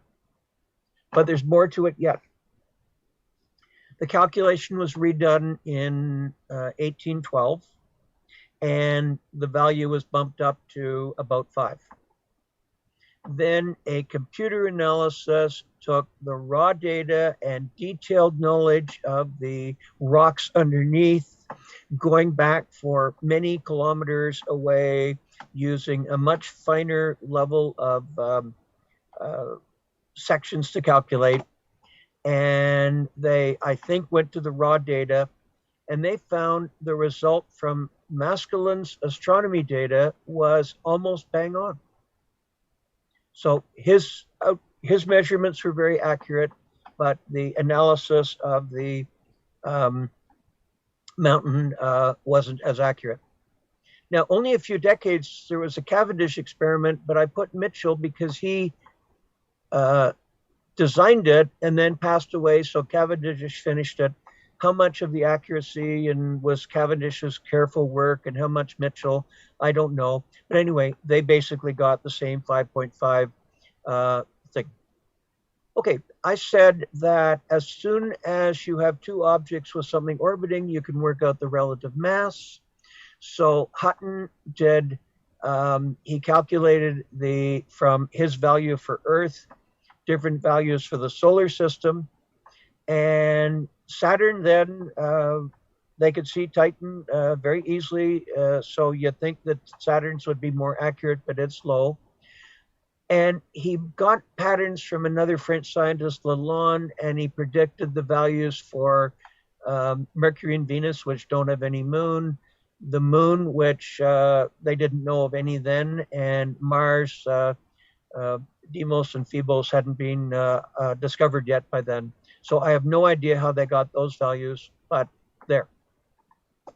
But there's more to it. Remember I said anything in orbit, and you know the size, you can find the mass. Well, see Ursae Majoris in fourth magnitude star in Ursa Major. Two stars were close together, and they weren't sure whether they were just happened to be in the same patch of sky or whether they were gravitationally bound. But over years, people realized that they were actually orbiting around each other, and they were able to estimate that the period was about 60 years. Then somebody did the incredibly time-consuming process of measuring the distance to it, and the modern value is 29 light years. And from that, they could weigh stars. So these experiments not only weighed the Earth, but they also weighed the planets with moons and the stars. So from that and massive double star research, they found the mass of different stars and how it works. Now, Blake is the champion of double star research in the Toronto Centre. He says you can observe them even when the moon is full. And I'm kind of hopeful because I'm plugging his passion that I might, when we get to actually be able to go to the bar again, hopefully soon, that I'm hoping for a free beer, Blake. Anyway, it also goes to our galaxy.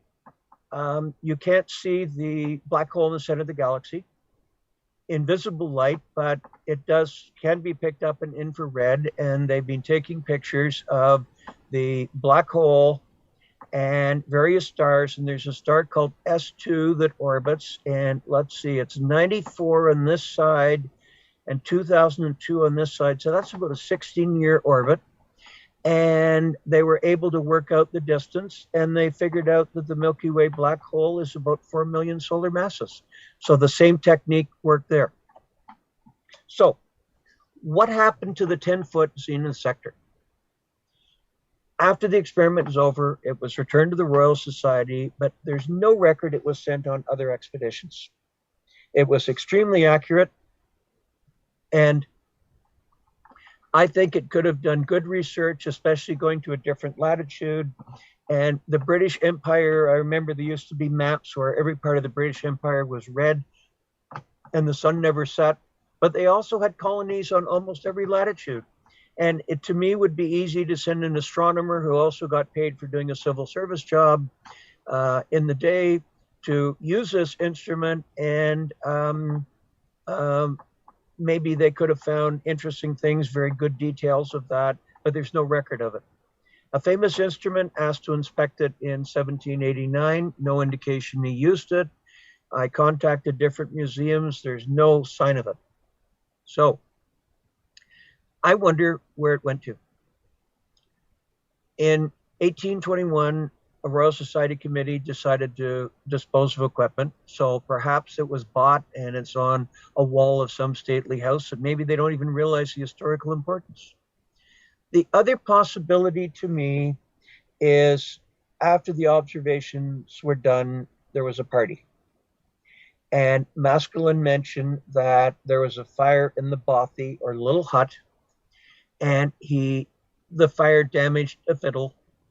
And he actually replaced the fiddle, and the family kept it. And this is the same fiddle that Maskelyne bought to replace, and it's in some museum. Karen Rand took that picture. I just wonder if the zenith sector was also damaged. Maskelyne, who controlled its use, knew that and just quietly kept it there. And maybe it was such a piece of junk it was just thrown in the garbage. Sad. So, here are tools that are weighed the universe. The star of the show obviously was the zenith sector with its careful measured angles. But they also had to use a balance that I didn't show to find the density of the rocks, the theodolite, and I argue that every astronomical measurement ended up coming from somebody that measured a length of human scale somewhere with this. So it's been a fascinating project for me to work on, and thank you for listening. I look forward to some questions. Thank you very much, Ron. Let's go to Blake. Do we have any questions? Yes, we do. Actually, Rhonda and I were talking about this afternoon, and she was wondering if the composition of the mountain was going to affect the results or have an impact in terms of the amount of gravitation. And I think you said that, right? That part of their work was determining the type of material that the mountain was made of, correct? Believe it or not, I've read that the oldest rocks were at the top.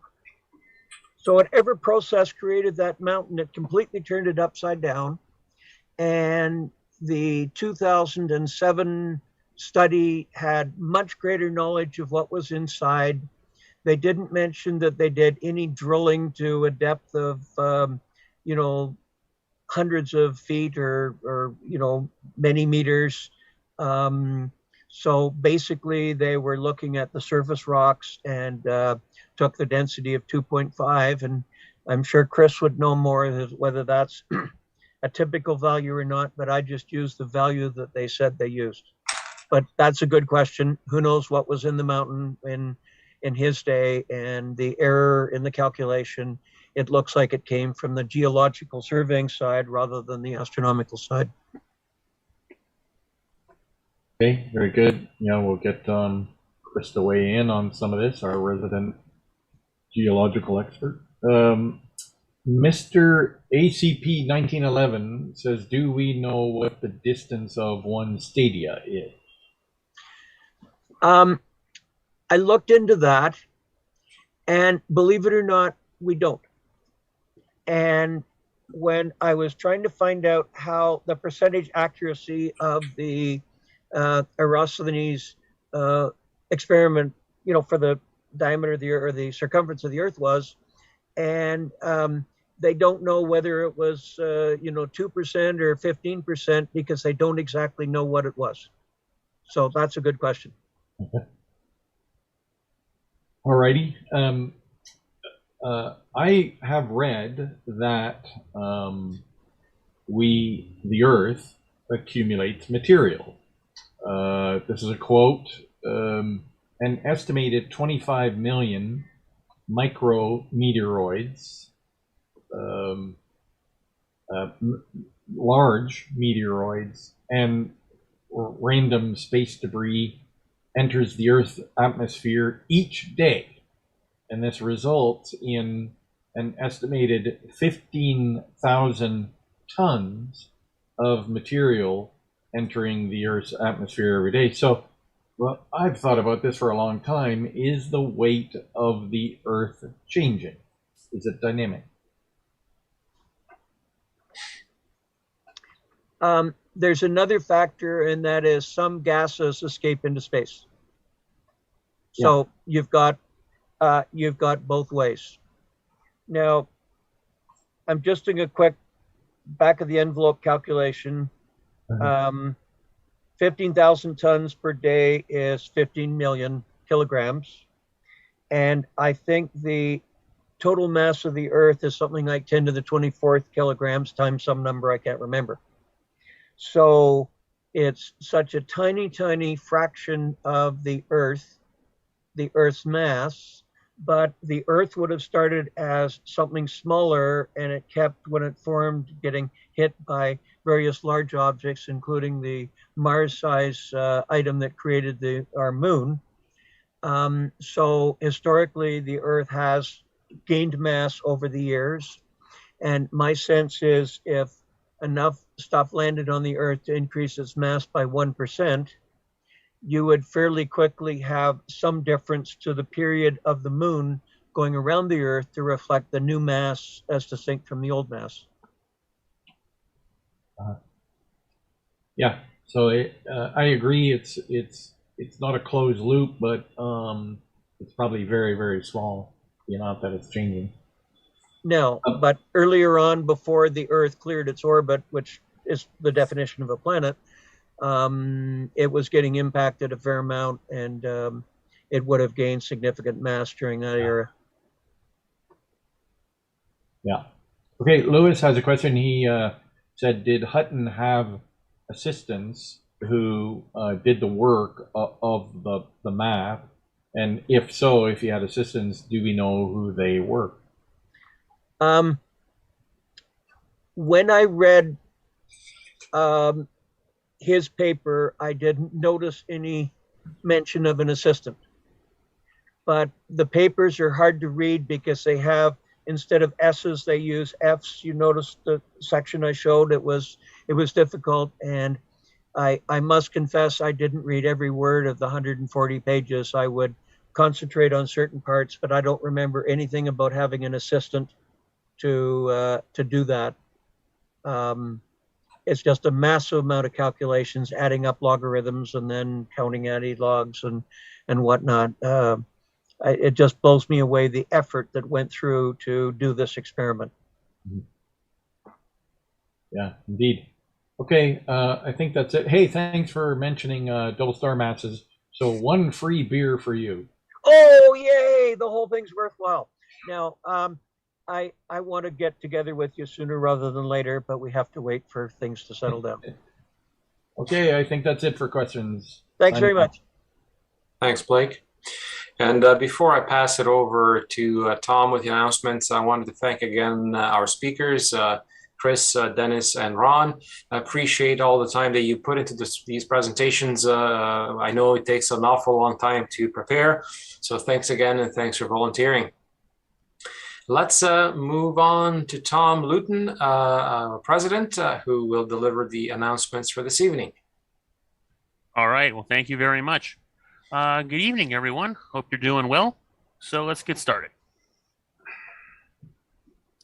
So we've got two types of meetings. We've got our recreational astronomy nights, and we're starting up again our speaker nights starting in 2 weeks.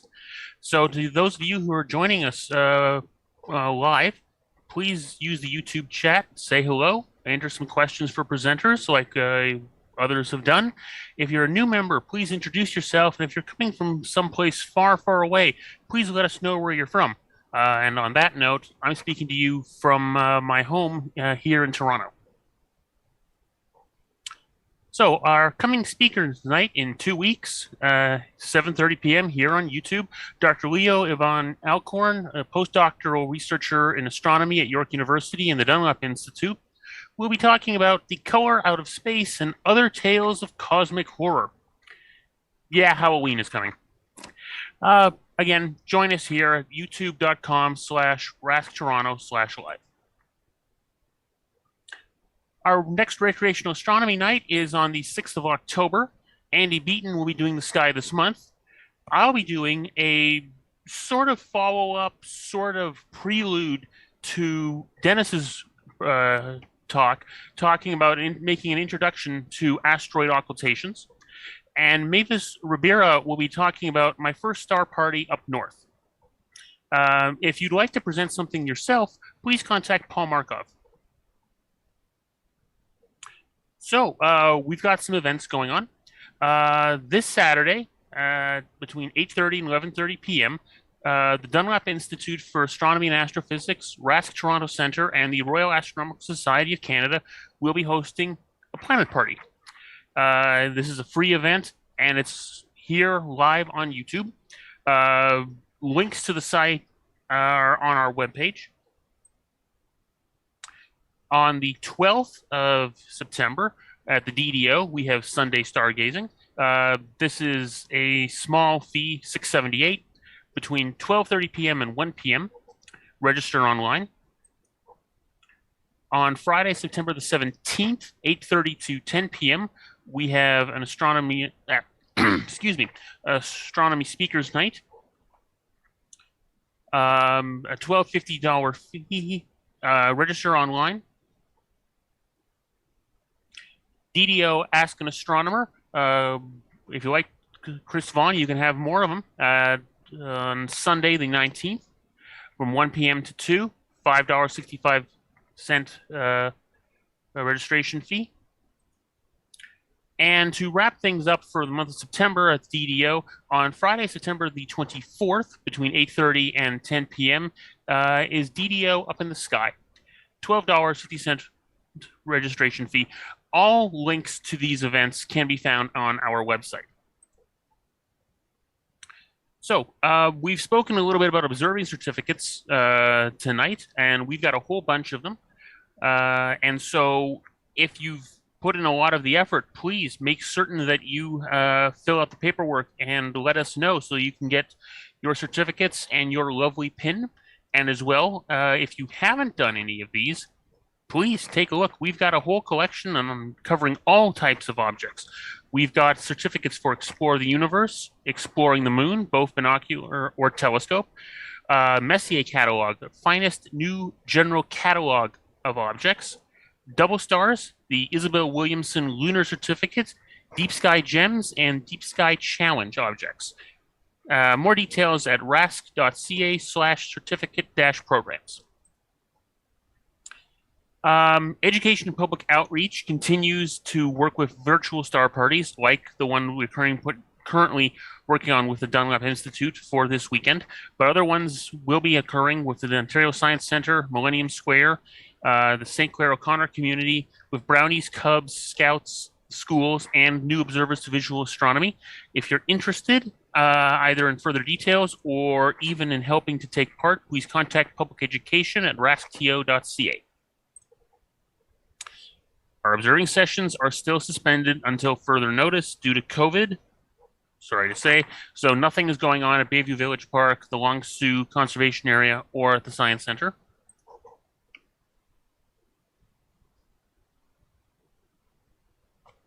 The Carr Astronomical Observatory has reopened as of July 3rd, and we are accepting online reservations from campers, day users, and modal and locker leaseholders.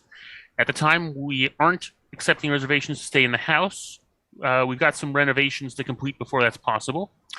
The SLO is open. The GBO is still closed. Full details on the CAO are on the website. Please read before you make your bookings. We're looking for some volunteers. So our observing committee chair and committee members, we are looking for some new faces.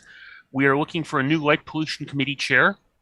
We're looking for a national council representative. We are looking for marketing committee chair and committee members. Our AV committee, who does all this wonderful work making these presentations possible, is looking for some additional help.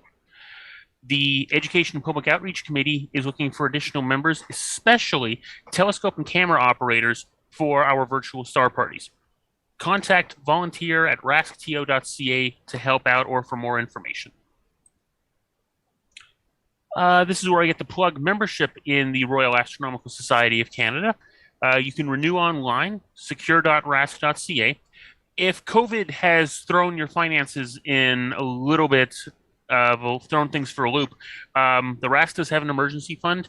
It is fully confidential. You can find out more details by emailing our membership secretary at mempub@rask.ca.